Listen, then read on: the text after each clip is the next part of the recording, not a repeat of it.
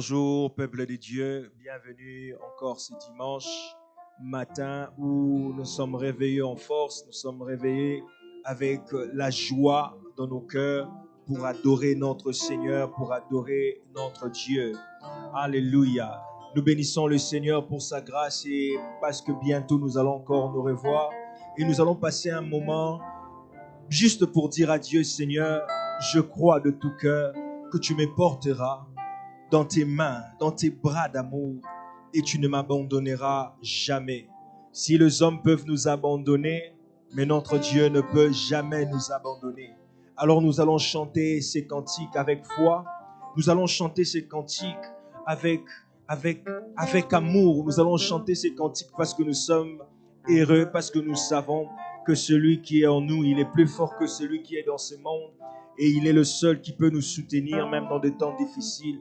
Voilà pourquoi nous allons chanter « Je crois de tout cœur qu'il me portera dans ses bras d'amour et il ne m'abandonnera jamais. » Et j'aimerais que quelqu'un puisse beaucoup plus regarder le bienfait de Dieu, qu'il puisse regarder à Dieu, qu'il ne puisse pas regarder de choses qui le font pleurer, mais qu'il puisse regarder et dire à Dieu « Seigneur, malgré ce que je suis en train de traverser, malgré la maladie, de situations compliquées, difficiles, mais ce que je sais, c'est que je crois que tu ne me laisseras jamais. » Est-ce que quelqu'un peut commencer à déclarer cela là où il est? Déclare simplement, Seigneur, je t'adore parce que je sais que tu ne me laisseras jamais tomber. Je t'adore parce que je sais que tu m'abandonneras jamais. Je t'adore parce que tu es mon Dieu. Je t'adore parce que tu ne peux jamais me laisser. Alléluia. Commence à parler au Seigneur. Oh la rabasaka la boshande.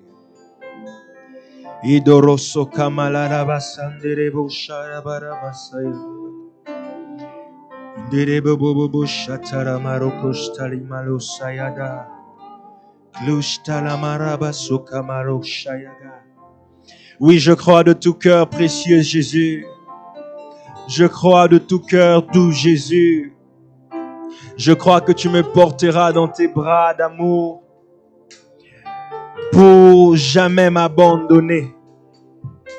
Seigneur, je ne veux pas regarder, Seigneur, de choses qui me font pleurer.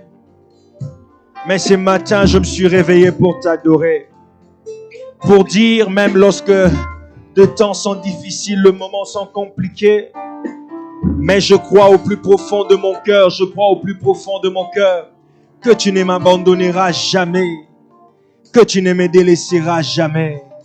Jamais. Alléluia. Là où tu es, déclare de tout ton cœur. Déclare de tout ton cœur. La clou malou si kemin couche talabara sota la vache. Je crois de tout cœur, tu me porteras dans tes bras pour toujours. Tu m'abandonneras pas.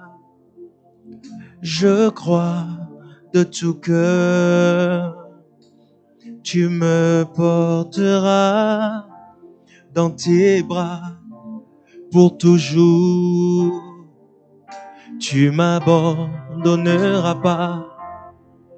Je crois de tout cœur, tu me porteras dans tes bras pour toujours. Tu m'abandonneras pas. Je t'adore parce que tu m'abandonneras jamais. Voilà pourquoi je t'adore, parce que les hommes peuvent m'abandonner. Toi, tu ne peux jamais m'abandonner. Les autres peuvent me laisser, mais toi, Seigneur, tu ne peux jamais m'abandonner. Je t'adore parce que tu es mon appui, tu es ma force. Je ne m'appuie que sur toi, Jésus, ma force et mon maître. Je me suis réveillé ce matin en forme parce que tu ne m'abandonneras jamais.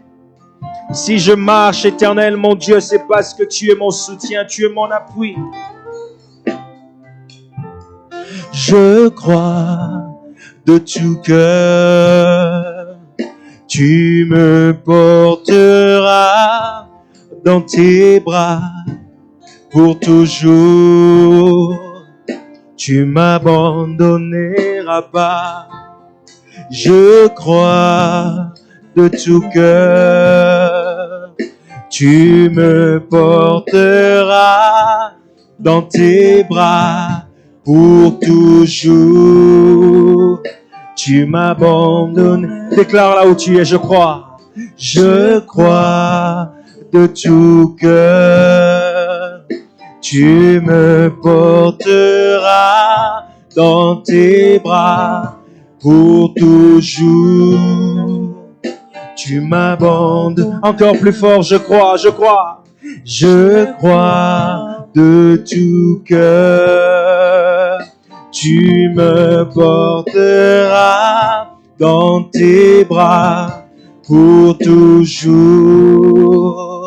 Tu m'abandonnes. Oui, c'est une prière que nous sommes en train de faire. Je crois de tout cœur.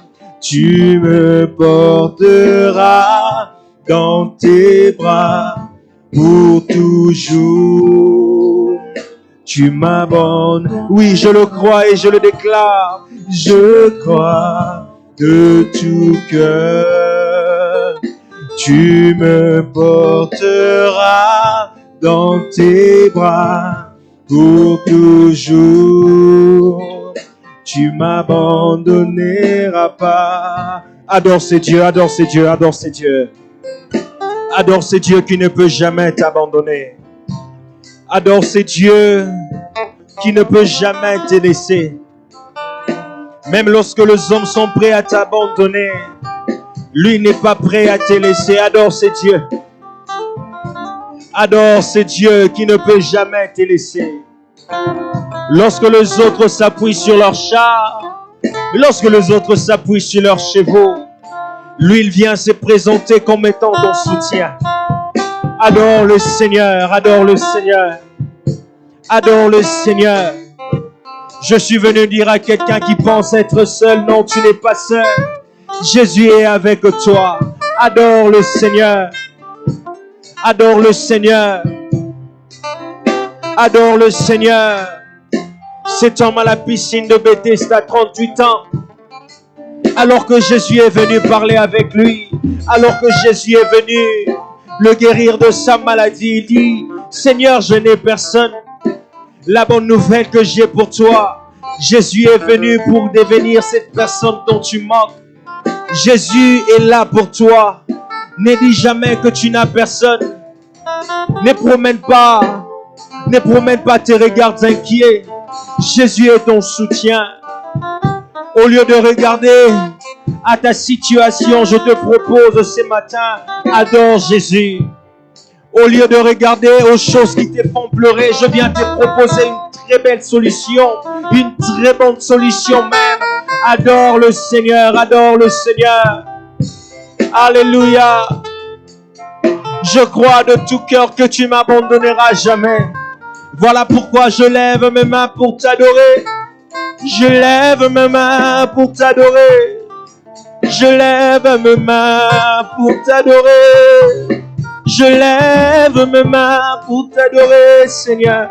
Tu m'abandonneras pas. J'ai cette assurance. Voilà pourquoi je t'adore. Je t'adore, je t'adore, je t'adore. Je t'adore, Seigneur, je t'adore. Mon cœur t'adore. Mes pensées t'adorent. Mon esprit t'adore, Seigneur. Parce que tu es mon soutien. Tu es mon Dieu, toi seul est mon maître. Alléluia. Alléluia. Alléluia. Alléluia. Oh, oh. Alléluia. Alléluia. Digne es-tu, Seigneur, digne d'être remercié, loué et adoré.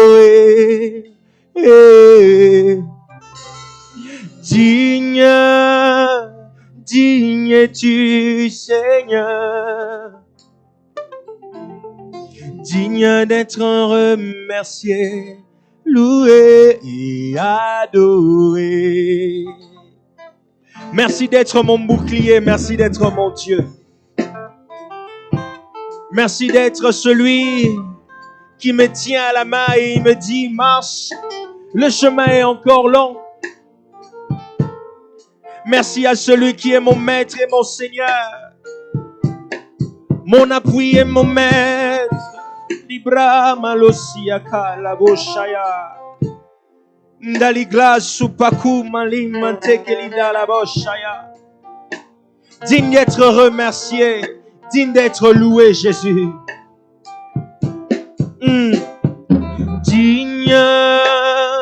Digne es-tu, Seigneur. Oh, digne d'être remercié, loué et adoré.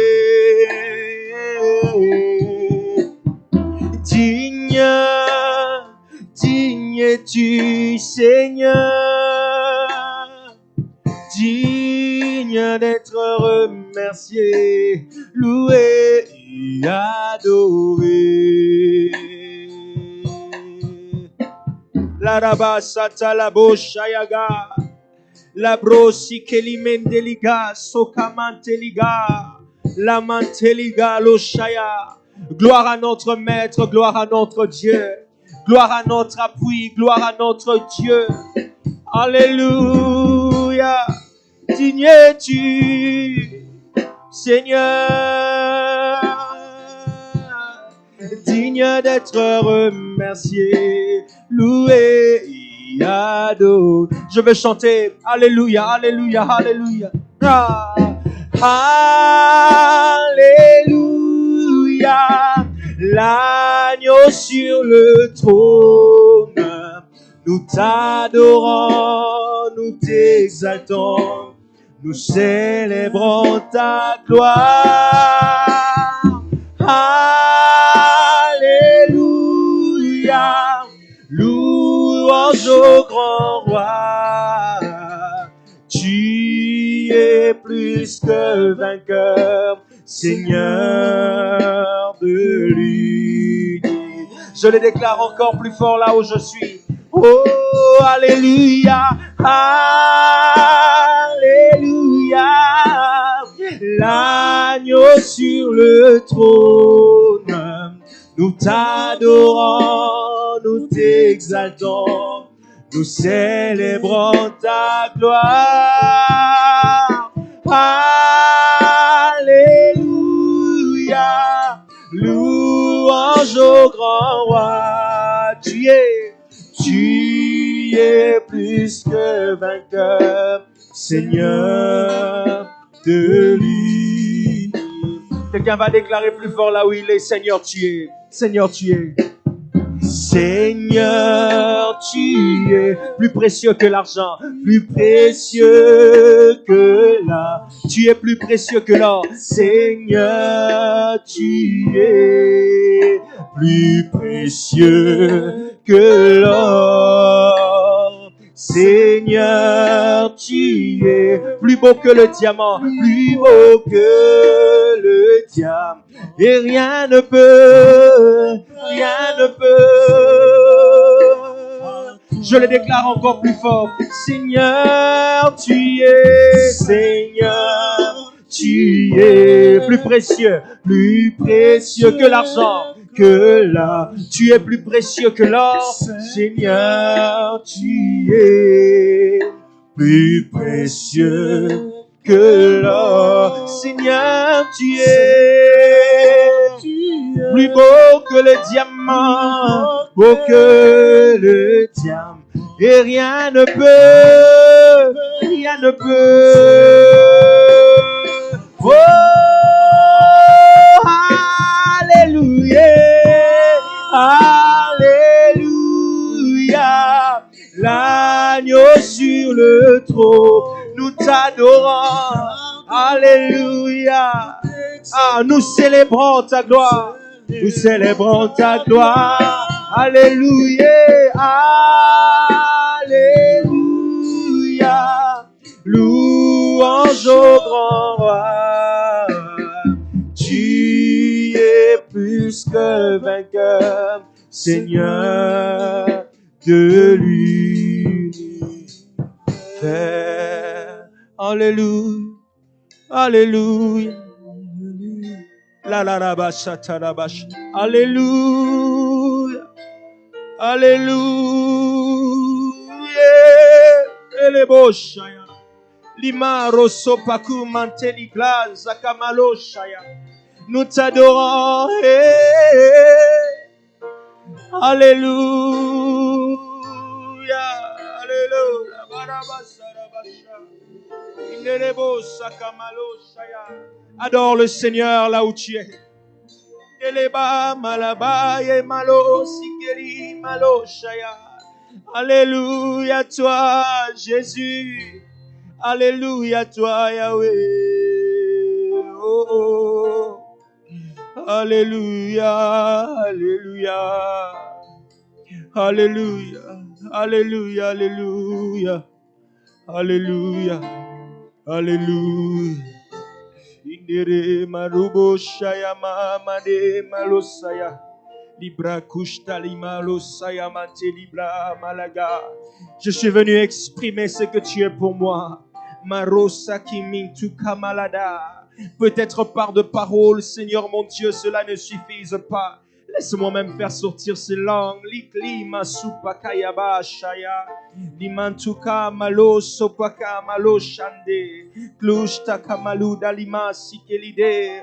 Tu es mon Seigneur, tu es mon maître. Tu es plus précieux que tout, Seigneur.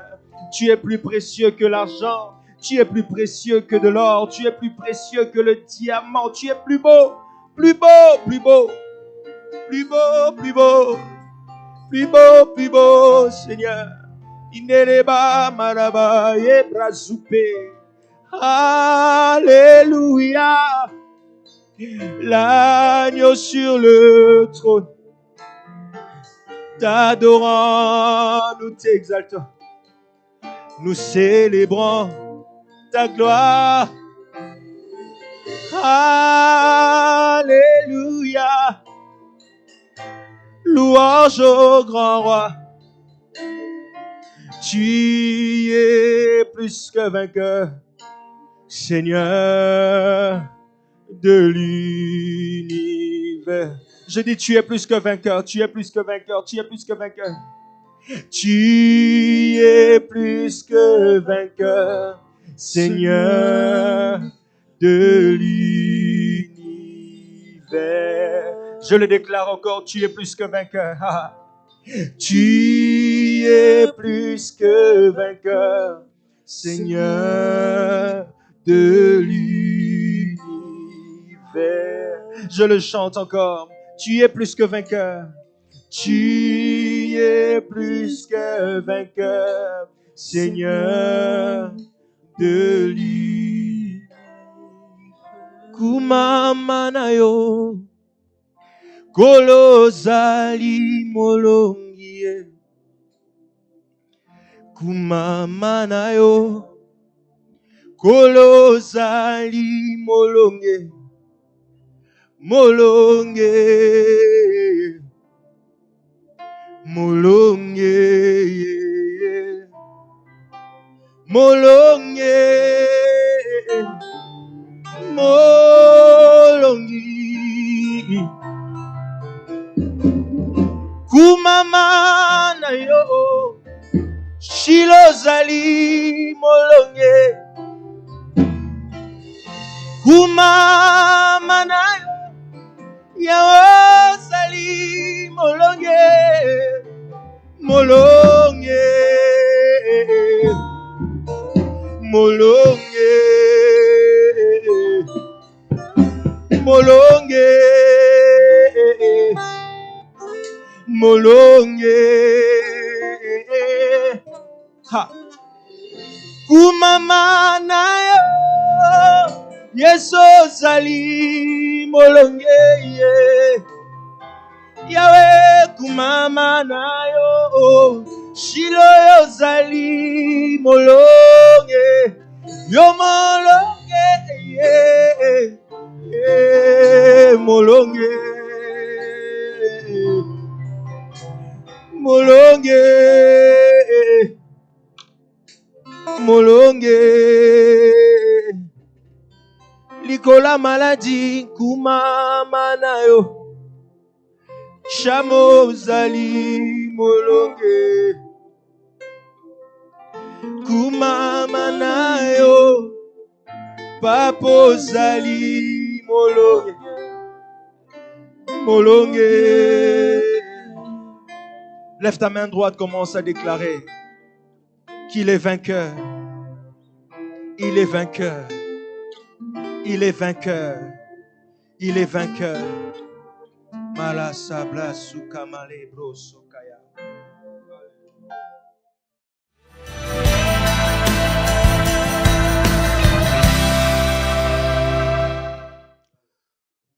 Bonjour bien-aimés dans le Seigneur, frères et sœurs de partout où vous nous suivez en ce dimanche matin. Que Dieu vous bénisse, que Dieu soit avec vous, que Dieu vous garde. Nous rendons grâce au Seigneur pour sa fidélité, sa bonté, pour sa protection, et pour la grâce d'être en vie et surtout pour nos noms qui sont inscrits dans les livres de vie. Nous allons prier avant d'écouter la parole. Père Saint, nous voulons élever encore ton nom ce matin, confesser que tu es Seigneur et Maître de nos vies. Tu dis notre soif et faim de toi, faim de t'écouter, de connaître ta pensée, de connaître tes orientations, mais aussi notre volonté de conformer nos vies de chaque jour à ce que tu nous enseignes. Parle à chacun de nous, Seigneur. Quiconque qui nous suit maintenant, qui nous suivra plus tard, je prie que, à l'huile de cette parole, que chacun dise comme le premier jour où l'Église commença, que le cœur de chacun soit vivement touché. Non seulement touché, mais aussi que chacun dise, oh mon frère, que ferais-je? Que des décisions soient prises, de marcher conformément à ta volonté et surtout de chercher à te connaître. Car ceux du peuple qui connaîtront leur Dieu agiront avec fermeté. Bénis ces moments au nom de Jésus. Amen. Amen. Que Dieu soit béni. Je rends grâce au Seigneur pour la levée de l'état d'urgence et je crois que d'ici les dimanches, nous allons reprendre nos cultes et reprendre à nous voir. Nous continuons avec notre enseignement sur les bienfaits de la connaissance de Dieu.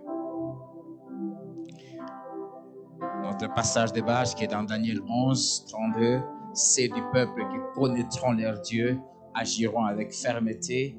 Après avoir défini ce quoi connaître Dieu, ce quoi agir avec fermeté, nous avons commencé à parler de ces bienfaits de la connaissance de Dieu. Nous avons déjà parlé de 7. Je ne veux pas y revenir pour ne pas consommer mon temps. Continuons. Aujourd'hui, je vais ajouter 2 des bienfaits de la connaissance de Dieu. Le 8e, sans plus tarder, c'est que ton niveau de connaissance et la qualité de celle-ci, car il faut non seulement avoir la connaissance de Dieu à un niveau très élevé, mais aussi qu'elle soit une connaissance de qualité. Ton niveau de connaissance et la qualité de celle-ci limiteront les niveaux, détermineront les niveaux de ton influence, déterminera ceux qui auront à te fréquenter, ainsi que tes entrées, les entrées de ton ministère, ceux qui auront à fréquenter ton église, ton influence. Toutes ces choses dépendent de ton niveau de la connaissance de Dieu et de la qualité de cette connaissance. Pierre et les autres 11 apôtres nous enseignent beaucoup de choses. ils avaient la connaissance de Dieu, la connaissance de tant de choses de la vie, mais ils avaient une connaissance limitée. Et cette limitation des connaissances les a empêchés d'atteindre certaines sphères et à atteindre certains niveaux et une certaine influence. Actes chapitre 4, verset 13. Pendant que Pierre était en train de parler au Sanhédrin, la Bible dit que c'était des hommes, c'est-à-dire Pierre et Jean, ils étaient des hommes du peuple sans instruction. La version Parole Vivante dit, c'était des simples laïcs qui n'avaient pas fait d'études.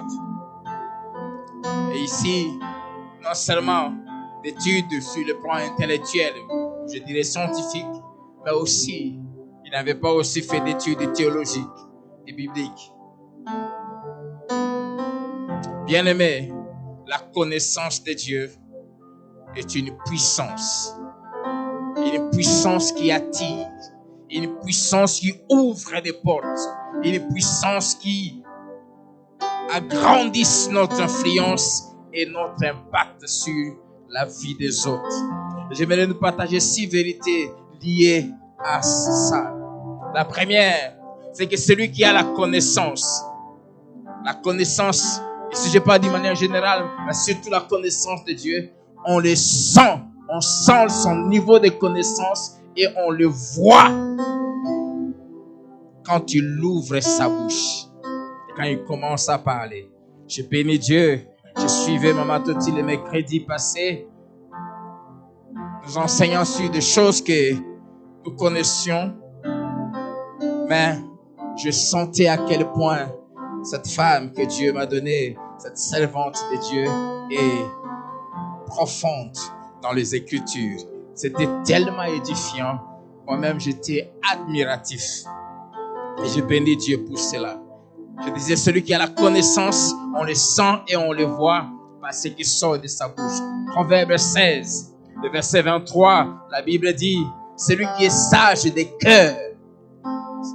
Et la sagesse ici, il s'agit de la connaissance bien appliquée. Celui qui est rempli dans son cœur de la connaissance manifeste cette connaissance, cette sagesse par sa bouche.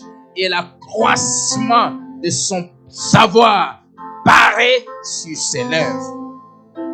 La version du Semeur dit, si le cœur d'un homme est pénétré de sagesse, c'est-à-dire de la connaissance, il parlera de façon avisée. Et ses paroles seront d'autant plus persuasives. Deuxième vérité, c'est que la connaissance sur l'œuvre a le pouvoir de conquérir même nos ennemis. Quand nous manifestons la connaissance au travers de ce qui sort de nos bouches, cette connaissance a le pouvoir de conquérir les cœurs de nos ennemis et de les changer en alliés pour nous.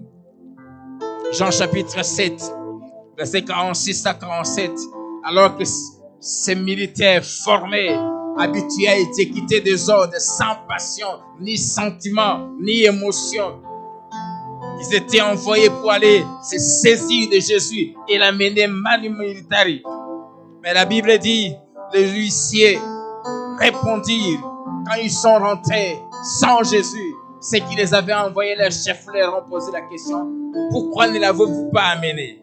Écoutez les réponses. Le huissier répondit, jamais homme n'a parlé comme cet homme.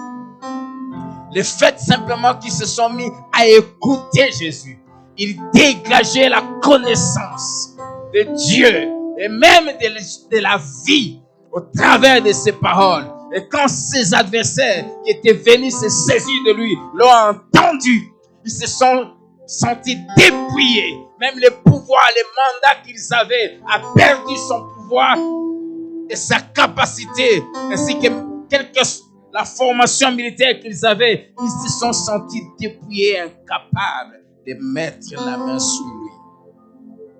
Et voyant que les militaires qui sont formés à obéir aux ordres, Même quand tu demandes à un militaire, quand son chef lui dit « Arrête, frappe !»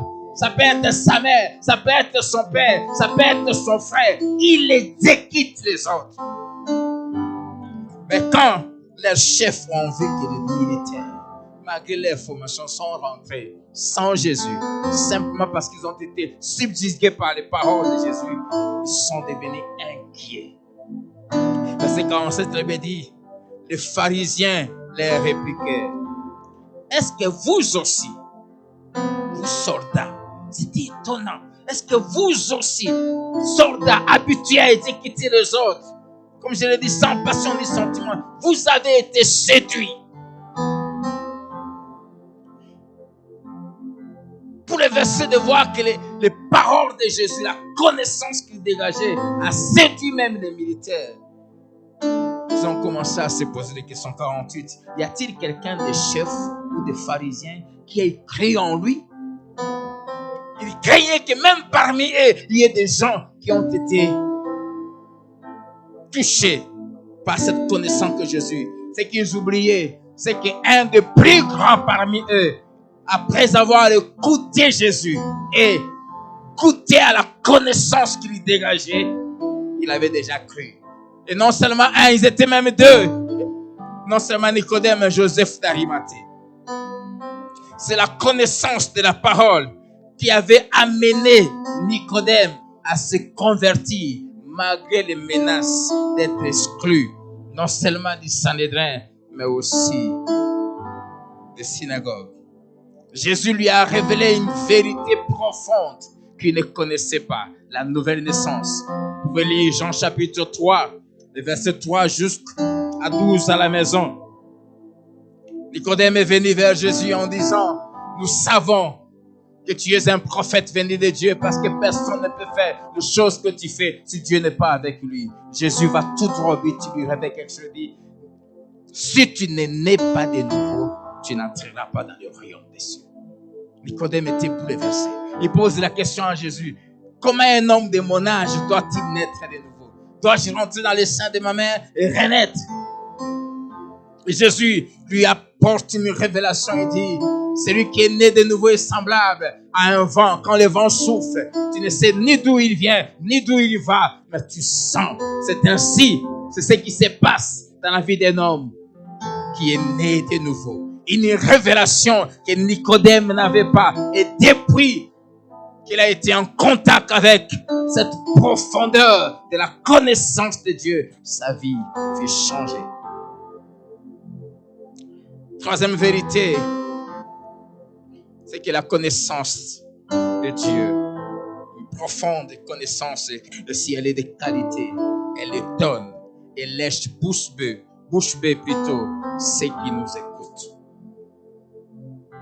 Jean chapitre 7, verset 15, la Bible dit, les Juifs s'étonnaient, disant, comment connaît-il les Écritures, lui qui n'a point étudié? Quand ils entendaient Jésus, ils étaient étonnés. Ils restaient bouche bée. Quand ils entendaient Jésus dire, il est écrit.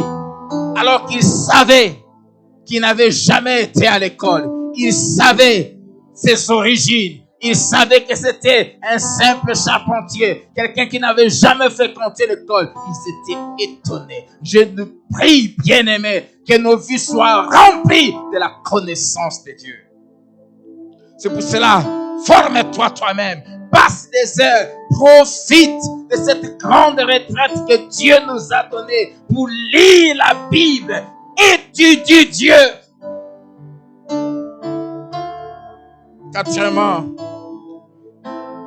il faut beaucoup de connaissances pour ne pas être limité dans ton influence. L'école seule ne suffit pas.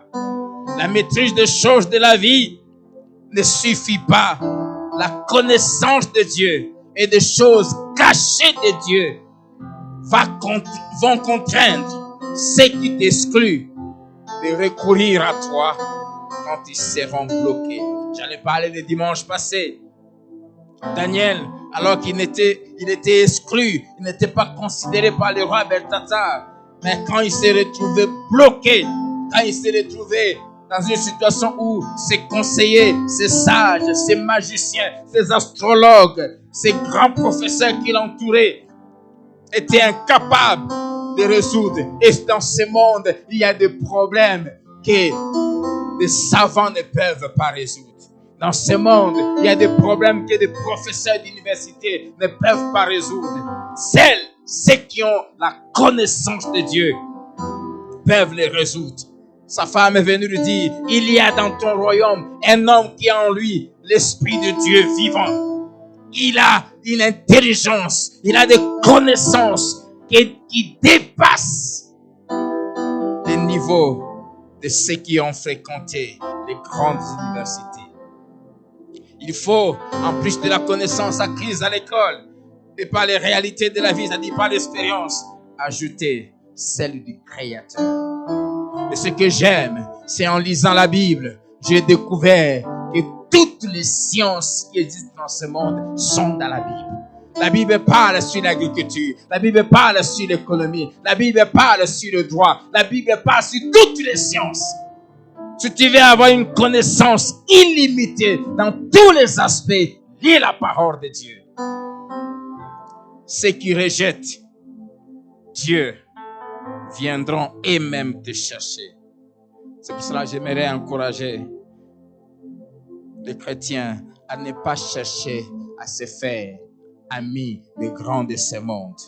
Si tu veux que les grands de ce monde recourent à toi, viennent te chercher eux-mêmes, travaille ta connaissance de Dieu. C'est eux qui vont te chercher. Et quand ils viendront te chercher, fais comme Daniel. Quand le roi, au verset 17 de Daniel 5, lui a proposé en disant, si tu m'expliques cette écriture, je ferai de toi troisième personne dans mon royaume. Je te donnerai des richesses de David. Daniel lui dit, donne à quelqu'un d'autre à qui tu veux des richesses. Mais au moins, je vais te dire ce que signifie cette écriture. Ne vends jamais la connaissance de Dieu. Surtout quand tu as affaire aux gens qui n'ont pas d'égard envers Dieu. Cinquième vérité, la connaissance de Dieu seule, bien qu'elle soit la plus importante, peut aussi limiter quelqu'un quand on n'a que ça. Pierre et les autres et les 11 apôtres avaient seulement la connaissance de Dieu. Et ils n'avaient pas l'instruction, ils n'avaient pas été à l'école. C'est pour ça que j'encourage les jeunes gens, même si tu as reçu l'appel de servir Dieu à temps plein, va à l'école. Va à l'école. Pierre maîtrisait la parole, maîtrisait les Écritures, mais il manquait l'instruction. Pierre n'avait jamais été à l'école. Pierre ne savait pas écrire. Il ne maîtrisait même pas la langue des intellectuels de l'époque qui étaient les Grecs. Conséquence, il était obligé d'avoir recours à Jean-Marc, par exemple, pour écrire ses épîtres. Actes chapitre 1, verset 8, l'ordre qui leur a été donné, c'était d'aller, d'être témoins à Jérusalem, Judée, Samarie et aux extrémités de la terre. Mais ils n'ont pas su aller au-delà, jusqu'aux extrémités de la terre, parce qu'il y avait une chose qui les bloquait, le niveau intellectuel. Conséquence, ils n'ont pas su fréquenter des rois et des gens d'un certain niveau. C'est pour cela, la sixième vérité, c'est que si ta connaissance est limitée, malgré ton appel, Dieu sera contraint de t'ajouter quelqu'un d'autre qui va venir compenser ces manques. Voilà pourquoi Dieu a compensé les manques de 12 apôtres en suscitant l'apôtre Paul, qui avait les deux connaissances. La connaissance acquise à l'école, à l'université, et la connaissance de Dieu. Paul avait fréquenté des grandes écoles et des grands hommes de science. J'encourage les parents, les meilleurs investissements, investissez-vous dans la vie des enfants pour les aider à connaître Dieu, mais aussi envoyez-les dans de très très bonnes écoles. Parce que quand ils ont les deux, ils sont assurés à aller très loin dans la vie. Acte 5, verset 34. Mais un pharisien nommé Gamaliel, docteur de la loi, estimé de tout le peuple, il était estimé à cause de son savoir et de sa grande sagesse. La Bible dit, s'il leva dans les Sanhédrins et ordonnant de faire sortir en un instant les apôtres. Et cet homme, c'est à ses pieds que l'apôtre Paul avait été instruit. Dans Acte 21, pendant qu'il se défend, verset 37, au moment d'être introduit dans la forteresse, Paul dit au tribun, m'est-il permis de te dire quelque chose? Le tribun répondit, tu sais les Grecs? Tu n'es donc pas cet Égyptien qui s'est révolté dernièrement et qui a amené dans les déserts 4000 brigands? Je suis juif, reprit Paul, de Tarse en Cilicie, citoyen d'une ville qui n'est pas sans importance. Permets-moi, je te prie, de parler au peuple. Le tribun, le lui ayant permis, Paul debout sur les degrés, fit signe de la main au peuple. Un profond silence s'établit et Paul, parlant en langue hébraïque, dit: Hommes, frères et pères, écoutez ce que j'ai maintenant à vous dire pour ma défense. Lorsqu'ils entendirent qu'il leur parlait en langue hébraïque, ils redoublèrent de silence. Paul connaissait plusieurs langues. Il parlait le grec, il parlait l'hébreu. Il avait grandi dans une ville pleine des intellectuels. Il était un grand intellectuel. Actes chapitre 22, verset 2 à 3. Je suis juif, né à Tarse en Cilicie, mais j'ai été élevé dans cette ville-ci et instruit au pied de Gamaliel dans la connaissance exacte de la loi de nos pères. Il a été instruit. Parmi les choses qui amènent à la grandeur, il y a le niveau d'études. Chers parents, faites tout ce qui est à votre pouvoir pour donner à vos enfants la possibilité de bien étudier. Ça va beaucoup les aider. Mais surtout, quand vous vous investissez dans leur vie pour qu'ils connaissent le Dieu qui a fait les cieux et la terre, et quand ils vont associer ces deux connaissances, c'est sûr qu'ils vont aller très très loin. Paul était un homme rempli de connaissances. Il maîtrisait les langues. Il maîtrisait la parole. 2 Corinthiens 11, versets 5 à 6. Pendant qu'il se défend contre ceux qui les méprisaient, il dit: Or, j'estime que je n'ai été inférieur en rien à ces apôtres par excellence. Là, il parle des Pierre et des autres. Si je suis ignorant sous les rapports du langage, je ne le suis point sous celui de la connaissance. Et nous l'avons montré parmi vous à tous égards et en toutes choses. Sur le plan de la connaissance, Paul n'avait pas d'égal. Et nous pouvons comprendre, Paul s'est converti plus de 7 ans après que l'église ait commencé. Mais il pouvait dire qu'il a travaillé plus que tous. À lui seul, il a produit un ministère. Il a eu une influence que les 12 mises ensemble n'ont pas pu avoir. Alors qu'il est venu plus tard. Et il a travaillé. Il a produit un travail. Il a eu un impact. Et il continue à l'avoir aujourd'hui au travers de ses écrits. Que les 12 apôtres qui ont marché avec Jésus, mangé avec Jésus, n'ont pas pu avoir tous les 12 mis ensemble. Le travail de 12 mis ensemble, comparé avec celui de Paul seul, celui de Paul les dépassait de loin. Et il dit, ce qui a fait cette différence, c'est les rapports supérieurs qu'il avait vis-à-vis d'eux sur le plan de la connaissance. Déjà, dès son appel, Seigneur lui a dit dans Actes 9, verset 15.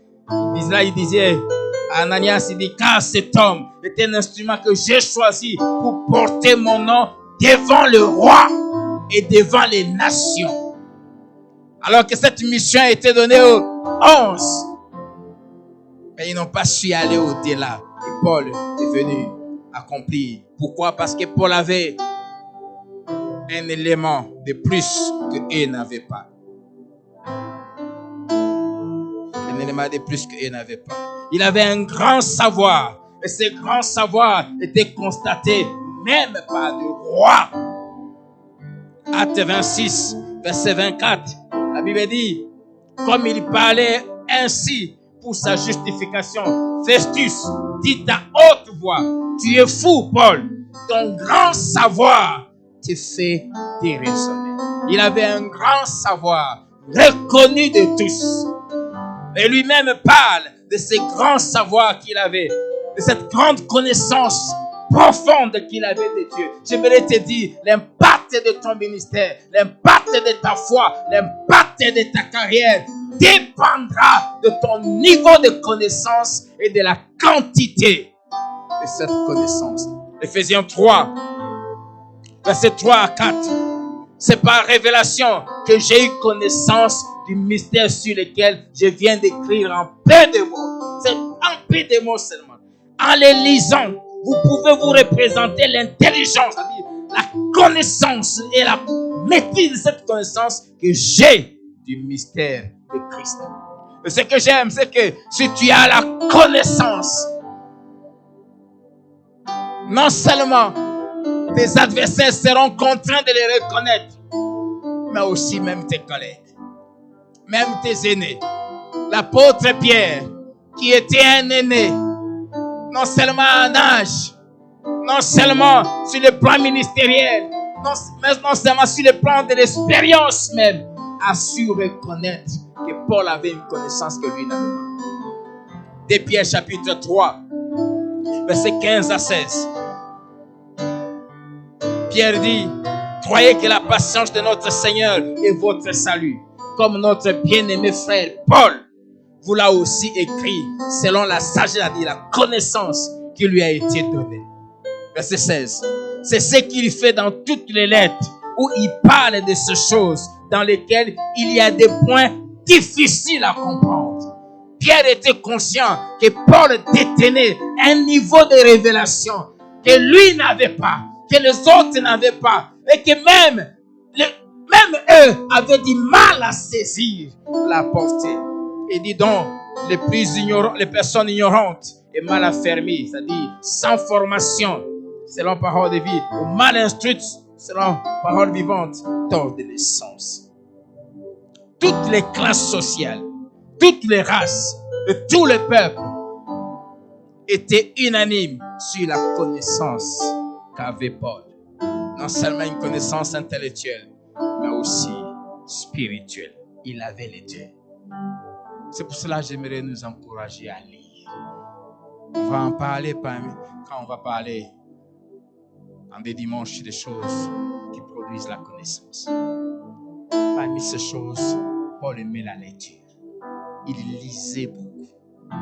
Nous avons une série de chrétiens aujourd'hui qui ne lisent que la Bible. Vous ne limitez pas seulement à la Bible. Lisez des livres écrits par de vrais chrétiens, mais lisez aussi des livres qui parlent des choses de la vie.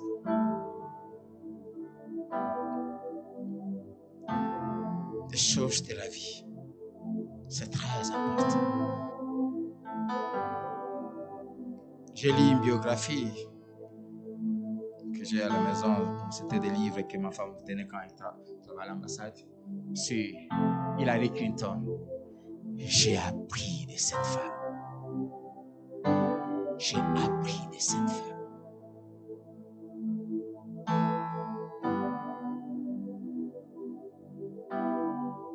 J'ai suivi, je crois que c'est François Hollande, je crois.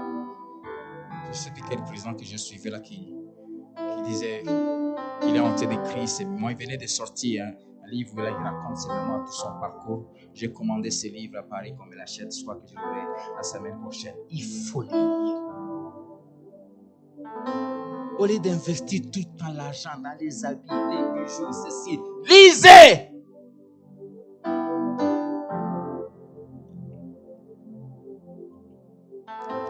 Si Proverbe 17, verset 8 et 18, verset 16, c'est des passages qui disent que les richesses d'un homme lui élargissent le voie et lui donnent accès auprès des grands.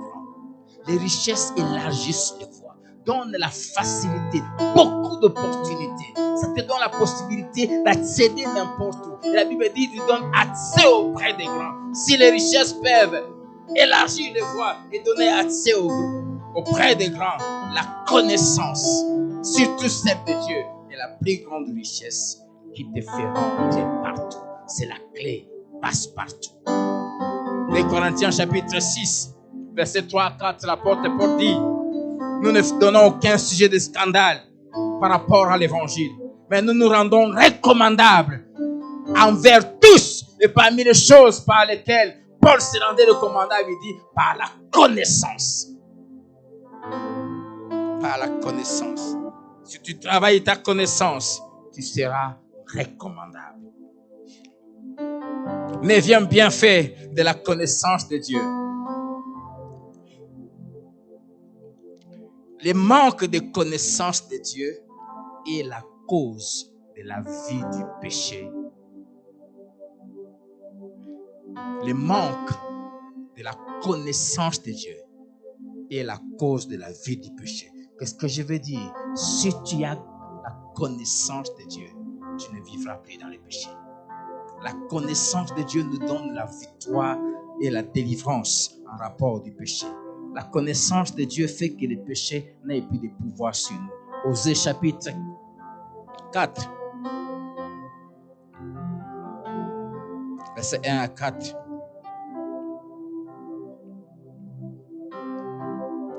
Écoutez la parole de l'Éternel, enfant d'Israël, car l'Éternel a un procès avec les habitants du pays, parce qu'il n'y a point de vérité, point de miséricorde.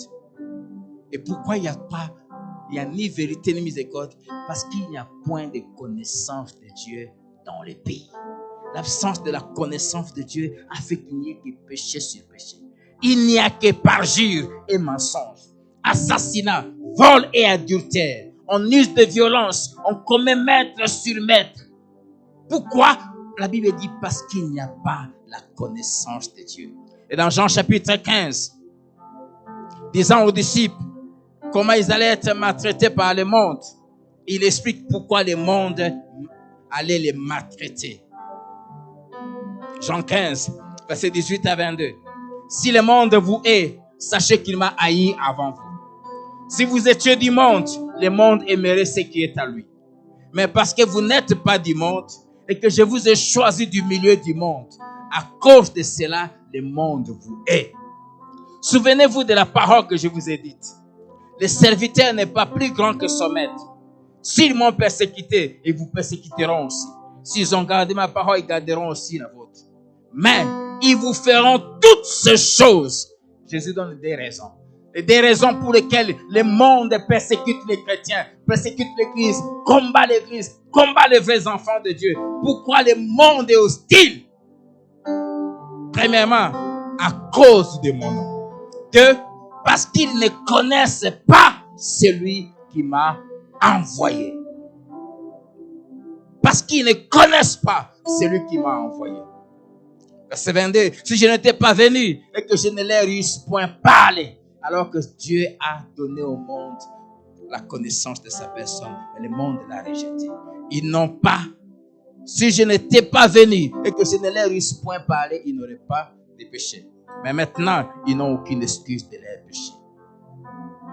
C'est pour cela, toi qui me suis, tu es en train, quand tu viens à l'église tous les dimanches, toutes les semaines, chaque fois que tu écoutes la parole de Dieu, tu es exposé à la connaissance de Dieu. Et que cette connaissance a la mission de te délivrer de la vie du péché. Si tu persévères dans le péché, tu n'as plus d'excuses. Jean chapitre 8, verset 32, Jésus a dit, vous connaîtrez la vérité. La vérité qui est Dieu, qui est Jésus. vous connaîtrez la vérité et la conséquence, et la vérité vous affranchira. La connaissance nous affranchit du péché, nous affranchit du mal, et nous affranchit de quoi? Du péché dont nous étions esclaves, car chacun est esclave de ce qui a triomphé de lui, dit l'apôtre Pierre. Mais le problème, c'est que beaucoup refusent volontairement de connaître Dieu.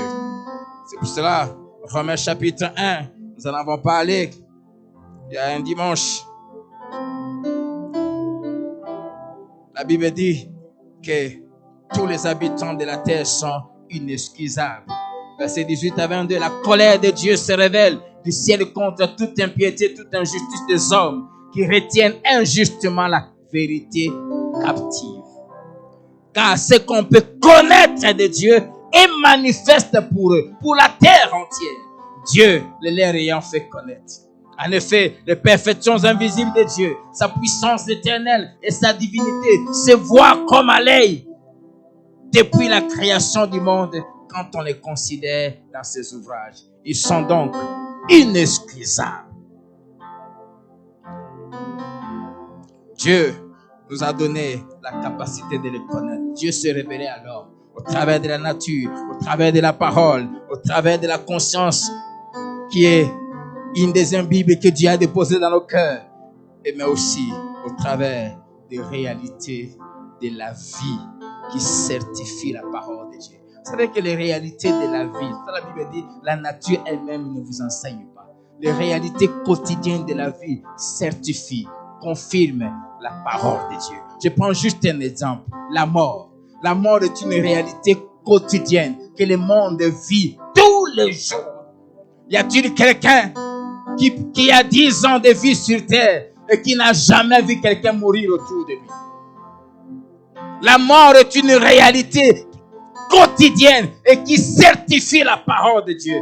Car dès le commencement du monde, Dieu a dit dans Genèse 3, verset 19, à cause du péché d'Adam, Dieu a dit, c'est à la sueur de ton visage que tu mangeras du pain jusqu'à ce que tu retournes dans la terre d'où tu as été pris. L'homme n'est pas le fruit de l'évolution. L'homme a été tiré de la poussière, de la terre. Et Dieu dit jusqu'à ce que tu retournes, que tu sois président, que tu sois roi, que tu sois premier ministre, que tu sois général, que tu sois simple citoyen, tu retourneras dans la poussière. Même si on te mettait dans un cercueil à $1 million, on finira par creuser un trou sous la terre. Même si on mettait ce trou, on mettait des marbre, mais tu entreras pas sur la terre, pas au-dessus de la terre, mais sous la terre. Ça confirme la parole de Dieu. Car tu es poussière et tu retourneras dans la poussière. Et cette vérité, nous la vivons tous les jours. Et elle certifie les décrets de Dieu. Mais plusieurs, malgré cela, refusent. Remarquez ceci.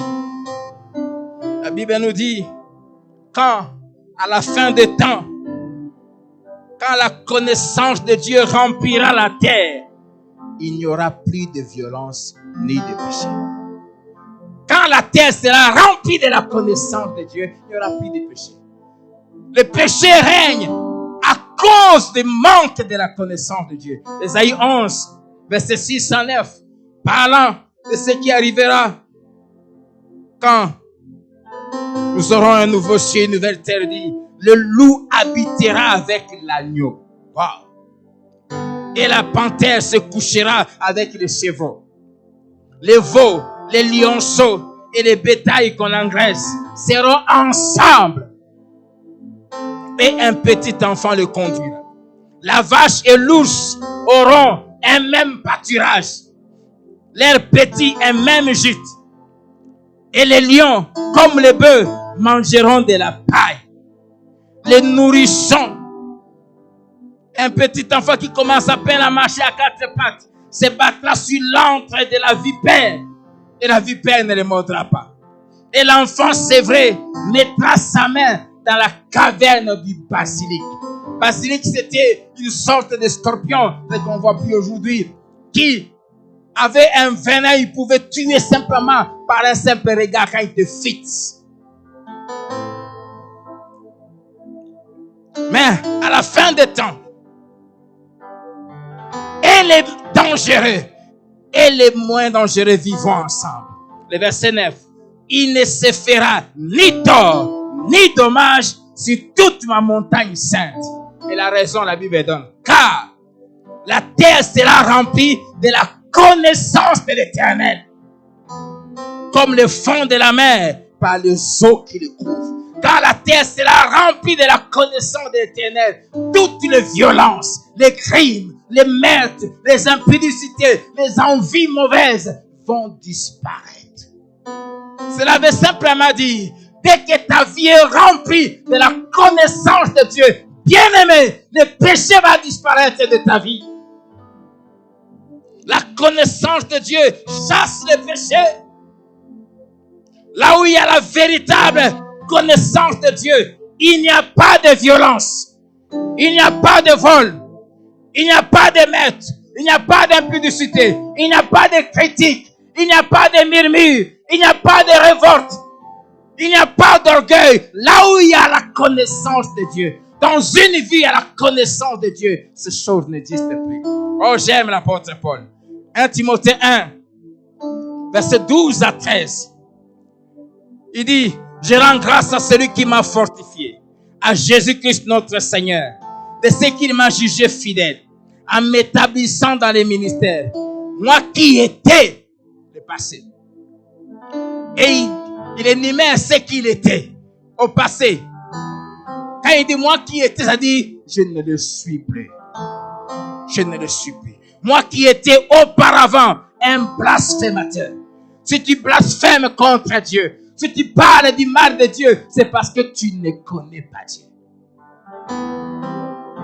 Moi qui étais un persécuteur, toi qui persécutes les hommes de Dieu, toi qui cherches à tuer les hommes de Dieu, à chercher à empoisonner les hommes de Dieu, toi qui persécutes les chrétiens, toi qui dans ta position là au travail où tu es directeur, tu malmènes ceux qui aiment Dieu, ceux qui craignent Dieu, c'est parce que tu ne connais pas Dieu. Moi qui étais un homme violent, toi qui tapes ta femme, toi qui es brutal avec les autres, la violence montre que tu ne connais pas encore Dieu. Même si tu as fait 10 ans, 15 ans, 20 ans, 40 ans à l'église, ta vie, tes actes, si ta vie est caractérisée par ce choses dont l'apôtre Paul parle, ça montre que tu ne connais pas Dieu. Il dit j'étais. Et il ajoute, mais j'ai obtenu miséricorde. Parce que j'agissais plutôt par ignorance. Je n'avais pas la connaissance de Dieu. Je ne savais pas qu'injurier c'est mauvais. Je ne savais pas que mentir c'est mauvais.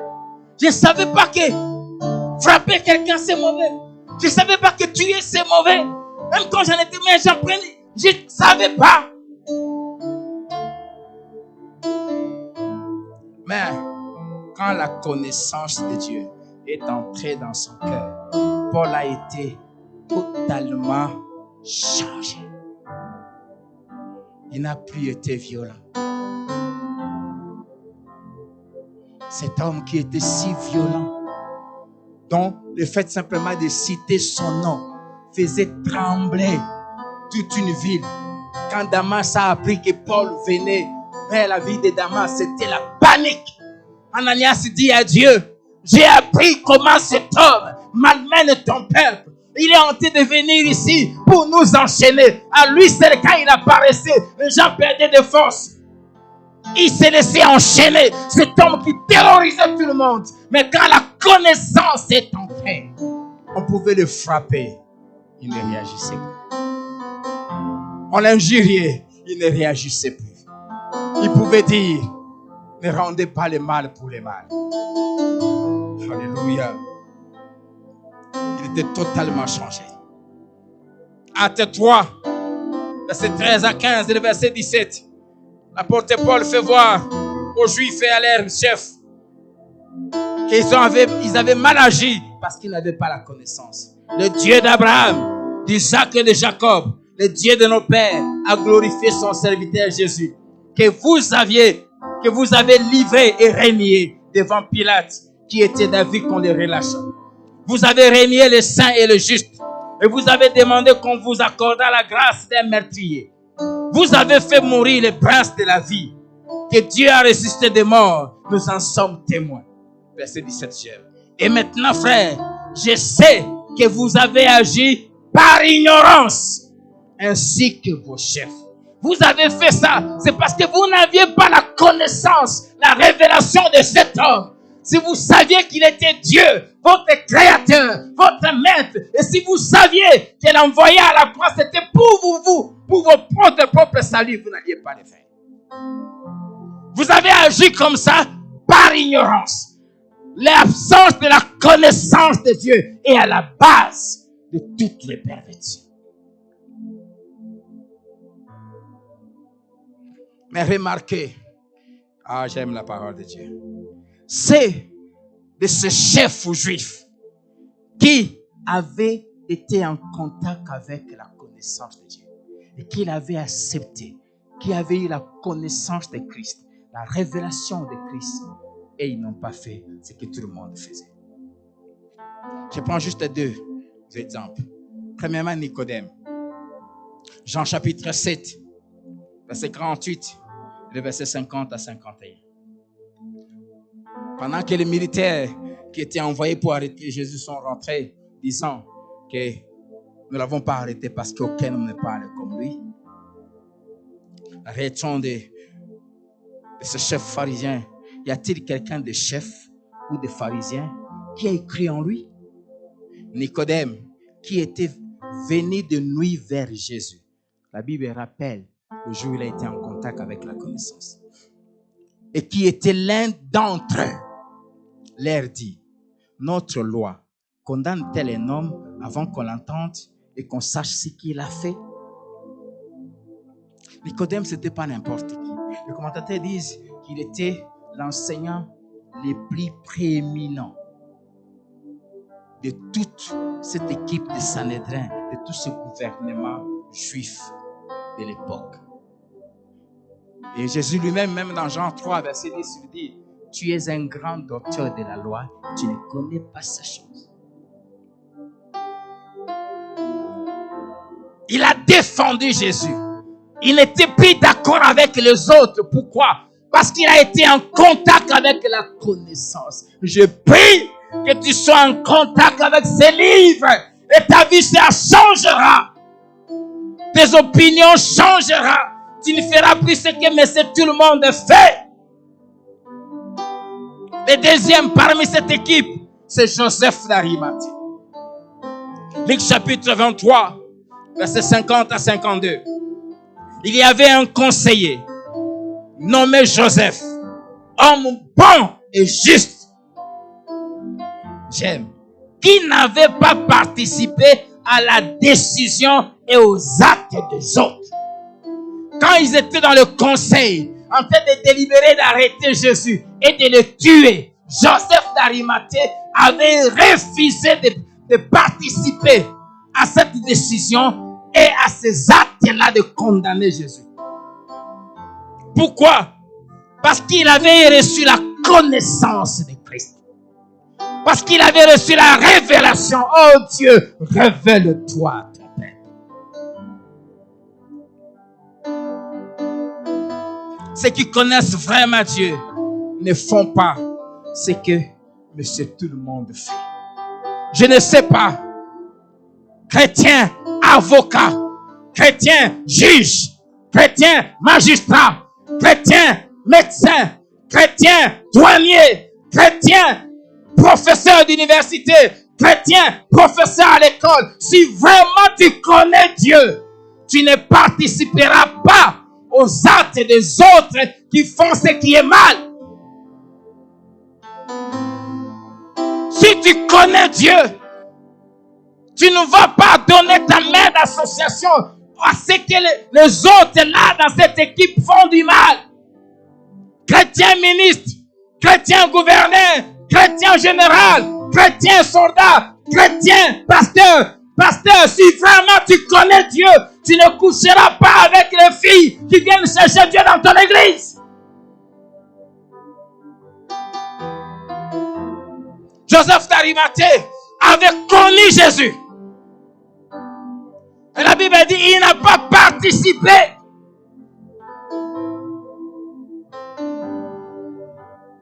à la décision mauvaise prise par les autres et aux actes des autres. Il était le seul à n'avoir pas pris cette décision. Sois prêt à perdre même ton travail. Sois prêt à être mis en quarantaine. Ne participe pas. Le fait de refuser d'avoir part aux actes mauvais des autres prouve que tu connais Dieu. Que tu connais Dieu. Il était d'Arimathée, ville de Juifs. Et il attendait le royaume de Dieu. J'aime ça. La connaissance véritable de Dieu nous fait comprendre que la terre n'est pas notre royaume. Nous fait comprendre que nous ne sommes pas chez nous. Pourquoi Joseph d'Arimathée n'a pas pris part à cette mauvaise décision? Pourquoi il n'a pas fait ce que tout le monde faisait? Parce que lui, il attendait le royaume.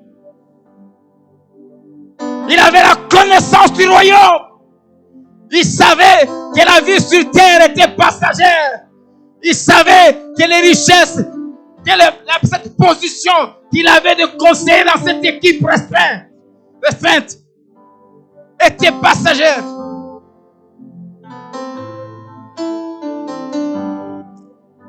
Il attendait le royaume de Dieu. Cet homme s'est rendu vers Pilate et demanda le corps de Jésus. Ces deux hommes qui étaient membres de ce conseil, de ce gouvernement juif, ont agi différemment des autres.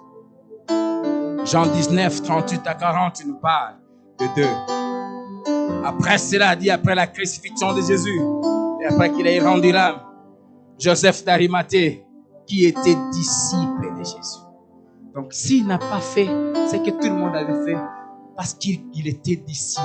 Et le mot disciple veut dire élève, un élève éternel qui apprend au pied d'un maître avec comme objectif de le ressembler. Ceux qui apprennent au pied de Dieu, qui reçoivent chaque jour dans la parole la connaissance de Dieu, c'est là agissent différemment.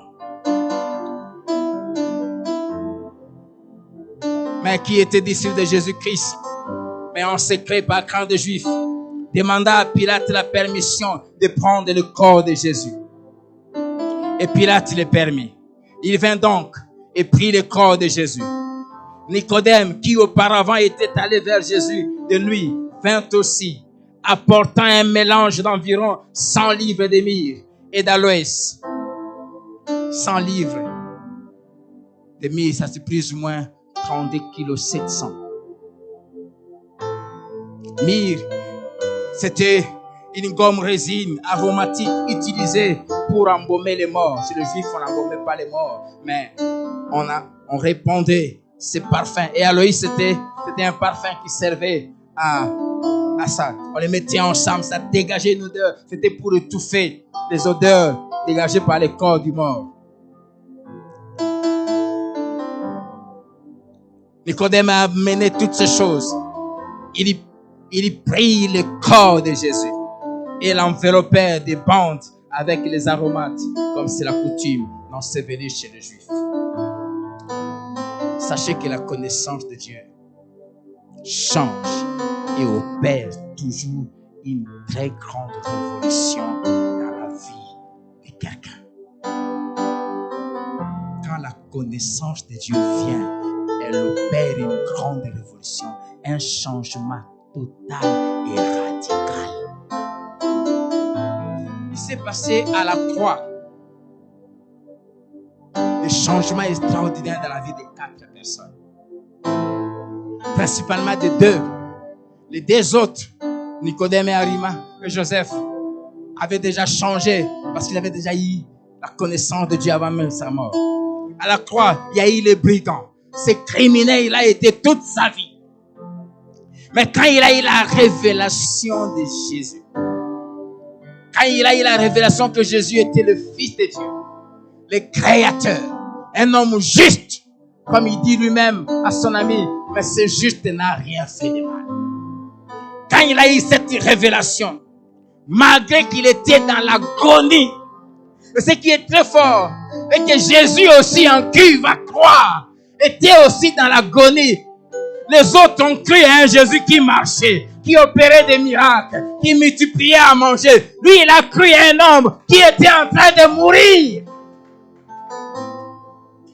Bien-aimé, quand tu reçois la révélation de Dieu, même quand tu vois Dieu ne plus parler, même si on te dit que Dieu est mort, tu continueras à croire. Cet homme a cru pendant que Jésus était en train de mourir.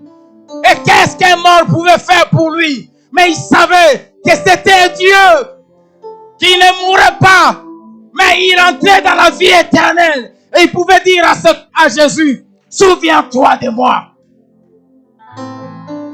Il s'est repenti là. Il a reconnu qu'il était un homme mauvais. Il a dit à son ami, nous recevons ce que nous méritons à cause de nos actes. Il a reconnu ses mal. Les gens qui ont la connaissance de Dieu ne se justifient pas de leurs péchés. Ils se repentent simplement. Ils reconnaissent qu'ils sont mauvais, qu'ils ont mal agi et ils demandent pardon.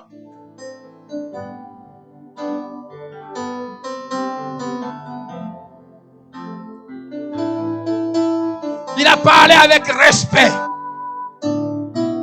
Généralement, les criminels ont des langages bizarres, des expressions bizarres, vulgaires. Mais il parlait à Jésus, avec respect, après avoir reçu la... Bien-aimé, quand tu as la connaissance de Dieu, ça affecte même la langue. Tu n'auras pas les expressions des gens de la rue. Tu ne parleras pas comme les gens de ce monde. Tu n'auras pas ces expressions, comment ça va, au rythme du confinement. Non!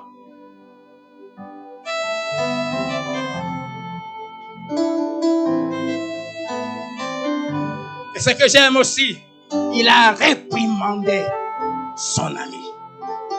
Il a blâmé son ami. Qui parlait du mal. Si tu as la connaissance de Dieu, tu ne permettras à personne autour de toi de dire du mal de Dieu, de dire du mal de l'église, de dire du mal des hommes de Dieu, de dire du mal de ton pasteur, de ton responsable. Si tu as la connaissance de Dieu. Cet homme a reçu la connaissance de Dieu en quelques minutes. Mais ça a provoqué une révolution que des chrétiens qui se disent connaître Dieu pendant 20 ans, fréquentant l'église. Non pas. Il a blâmé. Tu ne peux pas parler comme ça à cet homme. Lui, il est Dieu. Comment tu réagis quand les gens autour de toi disent du mal de Dieu, disent du mal des chrétiens? Une totale révolution et radicale. Deuxième personne qui a reçu la connaissance de Dieu à la croix et qui l'a totalement changé, c'est l'officier romain qui dirigeait la crucifixion de Jésus. Cet homme qui donnait des ordres, frappez le cou ici, frappez là-bas. Mais quand il a vu ce qui s'est passé, comment Jésus est mort, et ce qui s'est passé dans les 3 heures qui ont suivi, il a reçu la révélation de Dieu. Le problème, ce qui me fait mal, c'est les chrétiens, les gens qui sont à l'église, qui ont vu des miracles, qui ont vu des prodiges, ils ont vu Dieu agir, mais qui continuent à douter de Dieu. Cet homme, quand il a vu Jésus dire, pardonne-leur, ils ne savent pas ce qu'il faut. Il dit, wow. Il demande que nous soyons pardonnés, nous qui les tuons. Quand il a vu Jésus dire, Père, je remets mon esprit entre tes mains. Il a vu ce tremblement de terre. Il a vu en plein midi la terre devenir sombre. Il a vu les montagnes se fracasser. Quand il a vu ça, il a dit, certainement. Et je suis convaincu qu'il n'a pas dit ça debout ni assis. Il s'était mis à genoux. Il a dit, certainement, cet homme était le Fils de Dieu. Bien des chrétiens, quoi que Dieu fasse, les vies ne changent pas. Les confessions ne changent pas. Cet homme, quand il a reçu la révélation de Dieu, au travers de toutes ces paroles qu'il a entendues Jésus prononcer à la croix, au travers de ce qui s'est passé, il a reconnu que Jésus était le Fils de Dieu. Et c'est ce que j'aime. Vous savez, en tant qu'officier romain, reconnaître Jésus comme Fils de Dieu, c'était une infraction grave. Et non seulement ça, cet homme l'a dit à haute voix. Et quand il a dit ça, les souverains sacrificateurs, les pharisiens, tous ceux qui voulaient voir Jésus mourir étaient là. Tous les adversaires de Jésus étaient là. Et il a crié, certainement, cet homme était un Fils de Dieu. Et ces gens l'ont entendu. Bien-aimé, si tu as la connaissance de Dieu, tu proclameras l'évangile. Tu parleras de Jésus. Tu parleras de Jésus sans gêne, devant tout le monde, devant ceux qui haïssent Dieu, devant ceux qui ne supportent pas. Tu parleras. Ce n'est pas une question de connaître beaucoup de versets de la Bible. Cet homme n'avait aucun passage biblique. Mais la révélation, la connaissance de Christ, comme Fils de Dieu, l'a poussé à ouvrir sa bouche et à parler. Tu ne peux pas me dire que tu connais Dieu et ta bouche est fermée. Tu ne parles pas de lui. La connaissance de Dieu nous pousse à parler, à proclamer ce que nous avons cru. L'apôtre Paul dit, j'ai cru, c'est pour cela que j'ai parlé. Celui qui croit parle. J'ai aimé la définition que cette merveilleuse femme de Dieu nous a donnée. On m'a tout dit il y a 1 ou 2 mercredis, je crois. Sur déclarer. Déclarer, c'est dire ce que Dieu dit. Il le dit d'une manière permanente sans changer. Peu importe les circonstances et les réalités qui s'affichent devant nous. Cet homme a parlé. Celui-ci, il n'a pas eu peur. Il n'a pas eu peur des conséquences. Si tu as la connaissance de Dieu, tu parleras de lui. Alléluia. Alors que pendant ce temps, plusieurs qui l'entouraient injuriaient Jésus en disant, si tu es le Fils de Dieu, descends et nous allons croire en toi. Ces deux hommes démontrent ce que la connaissance de Dieu fait. Et nous avons parlé de Joseph d'Arimathée et de Nicodème, qui, jusque-là, la Bible dit, ils étaient disciples de Jésus, mais en secret. Pourquoi? Par crainte des Juifs. Il commençait à recevoir la connaissance de Dieu.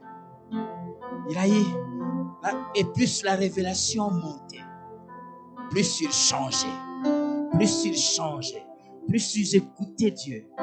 Mais après avoir écouté et vu ce qui s'est passé à la croix, leur connaissance a atteint le sommet. Ils ont été délivrés de toute peur.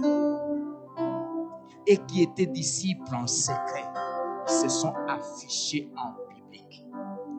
Premièrement, nous avons lu dans Jean 7 comment les Sanhédrins ne voulaient même pas entendre qu'un des chefs a cru en Jésus. Pourquoi? Même au peuple, il était dit au peuple que celui qu'on va entendre qu'il a cru en lui, on l'exclut de la synagogue. C'est pour cela même les parents de l'aveugle né dans Jean 9 ont refusé de dire quoi que ce soit sur leur fils, de peur d'être exclu. Mais pire, un chef, un membre du conseil des ministres qui avoue qui est Jésus, non seulement il allait être destitué, révoqué, mais aussi privé de tous les avantages. Mais quand ces gens ont reçu une profonde connaissance de Dieu, Ils ont dit, m'en fous, on quitte le gouvernement. Qu'on nous chasse, qu'on perde tout. Mais, comme l'apôtre Pierre et Jean avaient dit, nous ne pouvons pas ne pas parler de ce que nous avons vu et entendu. Ces hommes, Joseph d'Arimathée est allé voir Pilate pour demander le corps de Jésus. Lui, membre du conseil. Les faire, c'était une haute trahison. Il a trahi le collège des ministres. Haute trahison. Les faire, c'était se faire chasser. Se faire condamner, jeter en prison. Et quand il est parti, il a eu l'autorisation. Je ne sais pas si c'était communiqué comment. Pendant qu'il fait descendre le corps de Jésus, un deuxième, qui lui aussi avait reçu la révélation de Christ, la connaissance de Dieu. Nicodème est venu, lui aussi membre du conseil, le plus grand de tous les rabbins. Et il n'est pas venu les mains vides. Il est venu avec des choses qui coûtaient des millions, qu'on utilisait simplement pour enterrer un roi. Une manière de dire que celui-ci est mon roi. Alors que les membres du conseil dont il faisait partie sont allés voir Pilate, parce que Pilate avait écrit sur la tête de Jésus, celui-ci est le roi des Juifs. Ils sont allés voir Pilate pour lui dire, n'écris pas qu'il est le roi des Juifs, mais écris qu'il a dit qu'il est le roi des Juifs. Mais Nicodème, qui avait reçu la révélation, il apporte des choses qu'on utilise simplement pour le corps du roi. Une manière de dire en public qu'il est mon roi. Je suis pas prêt à perdre mes positions, à perdre mes honneurs, mais je vais les reconnaître comme mon roi. Oh Seigneur, donne la connaissance à ton peuple. Révèle-toi à tes enfants.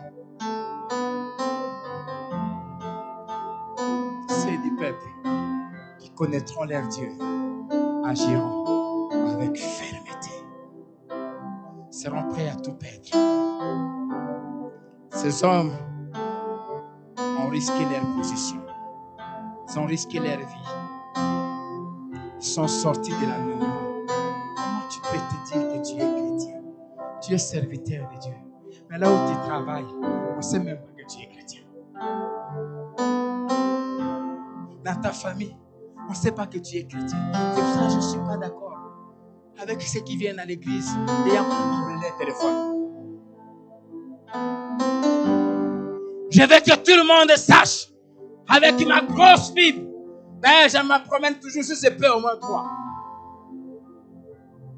Quand il y a dans ma voiture, il y a au moins 3. Et de grosses. Je veux que tout le monde sache qui je suis.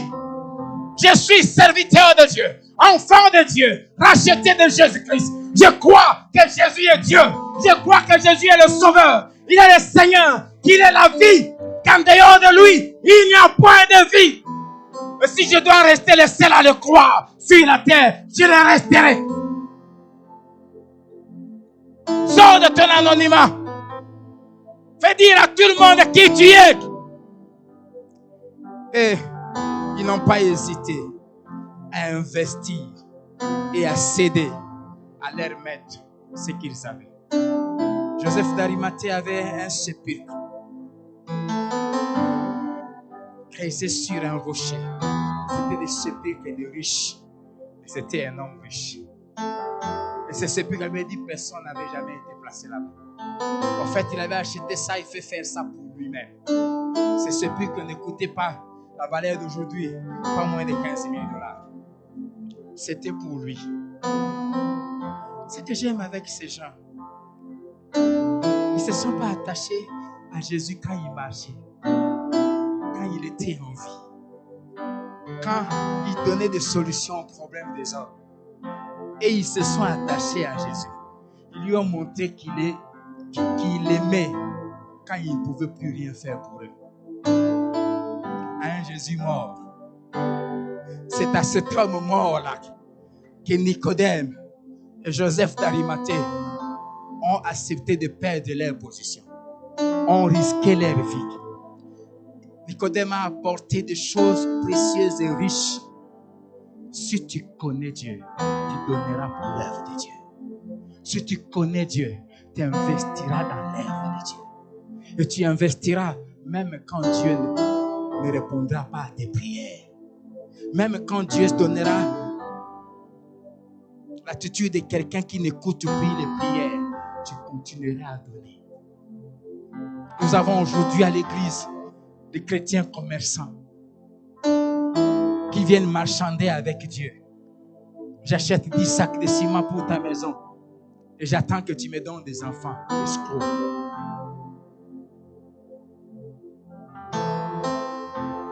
Qu'est-ce qu'un mort pouvait faire pour eux?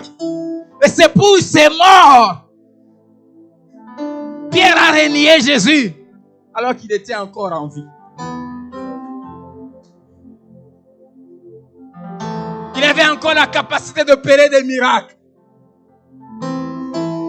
Les 11 ont fui Jésus pendant que Jésus faisait des miracles.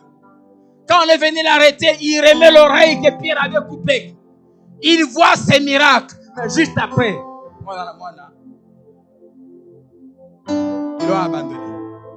Mais Nicodème et Joseph d'Arimathée ont accepté de perdre leur position élevée. Ont investi à un Jésus mort. Pourquoi? Parce qu'ils avaient la révélation qu'il n'était pas mort. Ils savaient qu'il était Dieu et Dieu ne meurt pas. Si tu as la connaissance, tu poseras des actes qui seront de folie autour de toi. Si tu as la connaissance, parmi les choses qui me prouvent toujours que quelqu'un connaît Dieu, c'est sa manière de s'occuper de l'œuvre de Dieu. C'est sa manière de donner à Dieu. Celui qui connaît Dieu n'hésitera pas à donner à Dieu des choses de valeur. À prendre soin de la maison de Dieu, de l'œuvre de Dieu. Voilà ce que ces 4 hommes ont fait. Ces 4 hommes furent totalement et radicalement changés et transformés par la connaissance et la révélation qu'ils avaient eue de Jésus-Christ. Ils ont su qui il était. Cette connaissance de ce que Jésus était, cette découverte les a poussés à croire en lui. Et ils ont démontré qu'ils avaient cru en lui en proclamant publiquement leur foi. Et la proclamation de leur foi, ils ont prouvé qu'ils avaient foi en Dieu en agissant et en prenant soin de leur maître et de sa maison. Ils ont posé des actes qui ont confirmé qu'ils étaient changés. Des actes qui ont démontré qu'ils ont connu le Seigneur. Actes 6, verset 7. Vous allez voir que les vivants de Jésus, comme les autres, n'avaient pas reçu cette révélation. Les autres pharisiens, ils ont combattu Jésus jusqu'à les crucifier. Ils ont continué eux-mêmes à combattre les apôtres après. Mais quand ils ont commencé à recevoir la révélation, la plupart des sacrificateurs s'étaient convertis. Acte 6, verset 7 dit, la parole de Dieu, qui est la source de connaissance, s'est répandue de plus en plus. Le nombre de disciples augmentait beaucoup à Jérusalem. Écoutez la suite. Et une grande foule de sacrificateurs obéissaient à la foi. Amen. Quand ceux qui avaient crucifié Jésus ont commencé à recevoir la révélation de qui était celui qu'ils ont crucifié, ils ont commencé à croire et à changer. Et je suis certain, ils ont vu le comportement et les actes que Nicodème et Joseph d'Arimathée avaient posés, ça les a révolutionnés. Et aussi ont commencé à croire. Bien-aimés, montrons au monde que nous connaissons Dieu. C'est pour cela, pour clôturer, j'aimerais dire à quelqu'un que Dieu ne tient pas compte de tout le temps que tu as passé dans l'ignorance, même des actes que tu as posés contre lui à cause de ton ignorance. Acte 17, verset 30, l'apôtre Paul disait aux gens de cette ville pleine d'idoles, Dieu, sans tenir compte des temps d'ignorance, annonce maintenant à tous les hommes, en tout lieu, qu'ils aient à se repentir. J'aimerais clôturer par Éphésiens 4. Quand nous recevons la connaissance de Dieu, j'aimerais t'inviter, après avoir écouté cette parole, tu as reçu la connaissance. Je prie que cette connaissance t'amène à changer. Éphésiens 4, verset 17 à 19 nous montre le comportement des hommes et des femmes quand ils n'ont pas la connaissance. Voici donc ce que je dis et ce que je déclare dans le Seigneur, c'est que vous ne devez plus marcher comme les païens qui marchent selon la vanité de leurs pensées. Les païens marchent selon la vanité de leurs pensées. Ils ont l'intelligence obscurcie. Ils sont étrangers à la vie de Dieu à cause de l'ignorance qui est en eux. Voilà la raison. Parce qu'ils n'ont pas la révélation de la connaissance de Dieu. Verset 19. Ayant perdu tout sentiment, ils se sont livrés à la dissolution, à toutes sortes de perversions, homosexualité, impudicité, adultère, pour commettre toute espèce d'impureté jointe à la cupidité. Ils sont dirigés par les passions, par les désirs et par l'amour de l'argent. Ça, c'est parce qu'ils sont ignorants. Mais dès qu'on reçoit la connaissance de Dieu, verset 20. Mais vous qui dites que vous avez reçu la connaissance de Dieu, prouvez-le. Ce n'est pas ainsi que vous avez appris Christ. Si du moins vous l'avez entendu, et si conformément à la vérité qui est en Jésus, c'est en lui que vous avez été instruits à vous dépouiller. Dès qu'on reçoit l'instruction, la connaissance de Dieu, on se dépouille, eu égard à la vie passée du vieil homme qui se corrompt par les convoitises trompeuses. On se déshabille de cette vieille nature, à être renouvelé dans l'esprit de notre intelligence et à revêtir l'homme nouveau. On revêt l'homme nouveau, créé selon Dieu, par l'image de la révélation qu'on a reçue.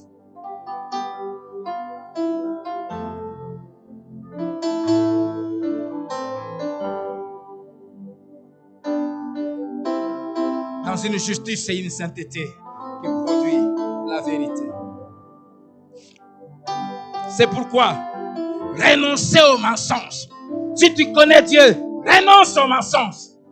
Et que chacun de vous parle selon la vérité à son prochain. Ceux qui connaissent Dieu disent toujours la vérité. Car nous sommes membres les uns des autres.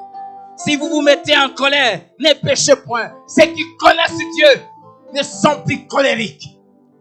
Ils ne sont pas rancuniers. Ils ne gardent pas les dents. Ils savent s'humilier et demander pardon. Que le soleil ne se couche pas sur votre colère.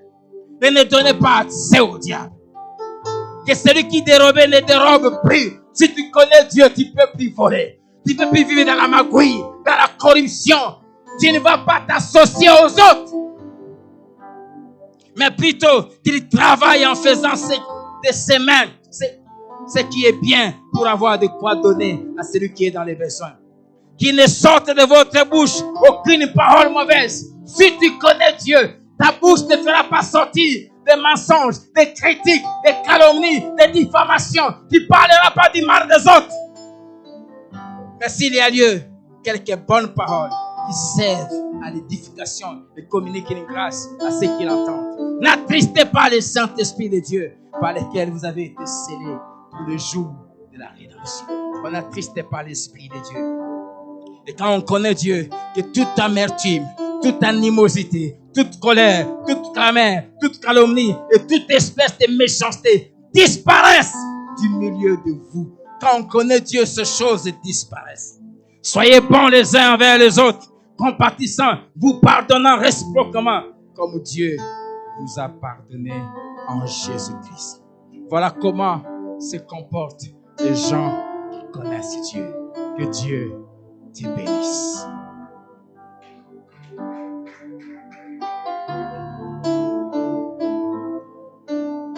J'aimerais que nous puissions incliner nos têtes dans la prière.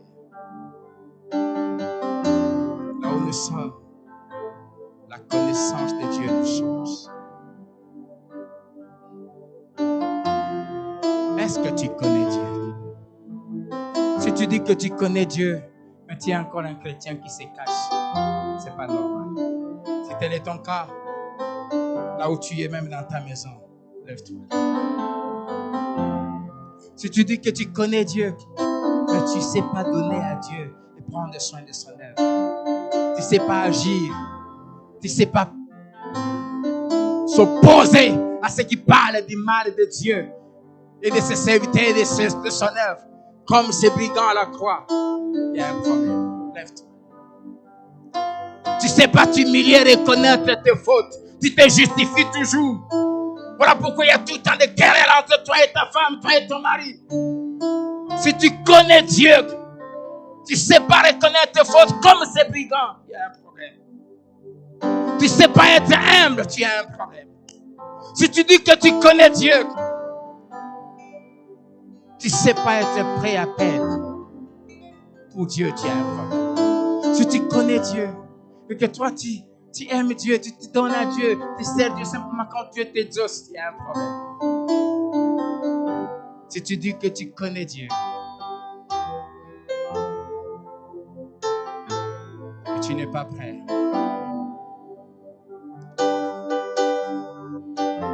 à tout perdre pour lui. Si tu dis que tu connais Dieu, il y a un péché qui domine sur toi, il y a un problème. La connaissance de Dieu nous affranchit du péché. J'aimerais prier avec toi et pour toi. Seigneur, tu vois ta fille, tu vois ton fils. Je te dis merci de nous avoir parlé. Seigneur, ta connaissance produit une totale révolution. Je prie que cela soit une réalité dans la vie de chacun de tes enfants. Je te demande une seule chose. Amène notre niveau de connaissance à celui qui avait atteint celle de Nicodème et de Joseph d'Arimathée, qui hier ils agissaient en cachette, mais après avoir reçu cette totale révélation, ils étaient prêts à tout pour toi. Oh, que ta connaissance fasse de nous de fous et de forts de Jésus-Christ. Qu'elle enlève toute honte, qu'elle enlève tout péché de nos vies. Que nous puissions t'aimer et vivre pour toi, te servir et te craindre comme nous l'avons jamais fait.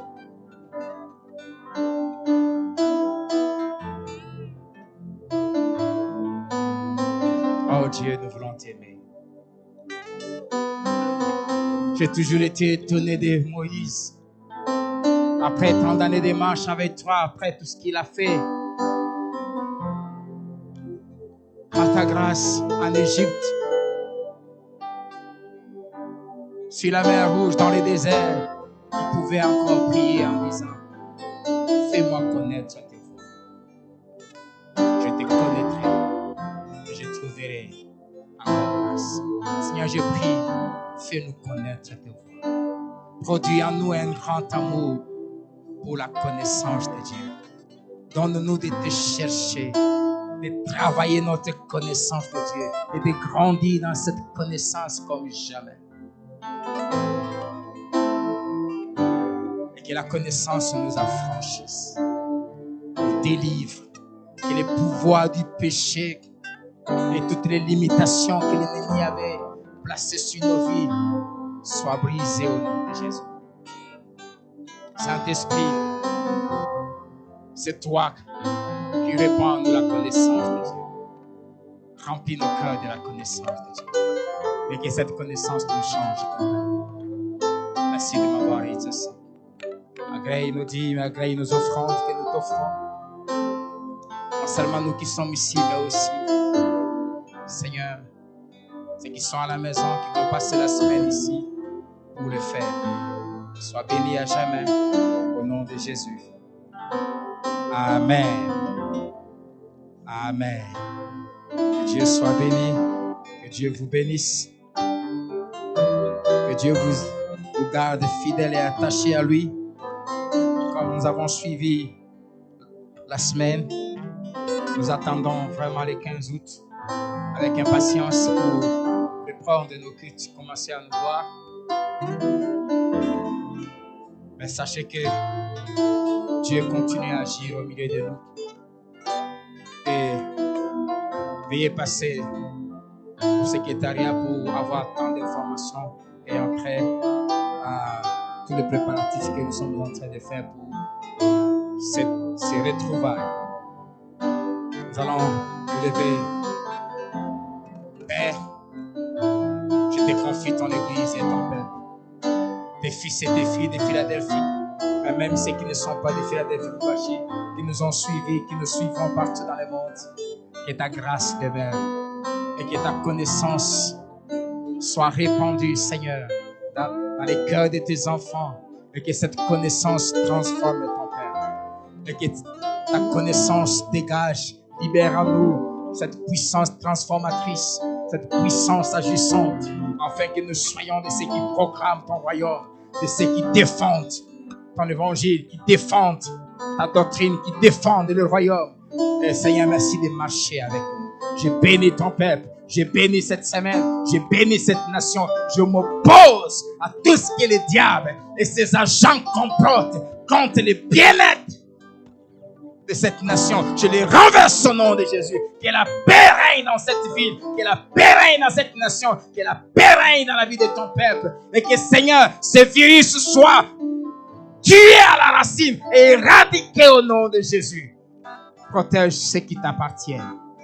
Garde-nous attachés à toi et que nos yeux restent fixés sur toi, le chef et le consommateur de notre foi. À toi nos vies et que ta gloire et ton règne soient notre partage tous les jours de nos vies au nom de Jésus. Amen. Et que Dieu vous bénisse. Et bon dimanche et bonne semaine.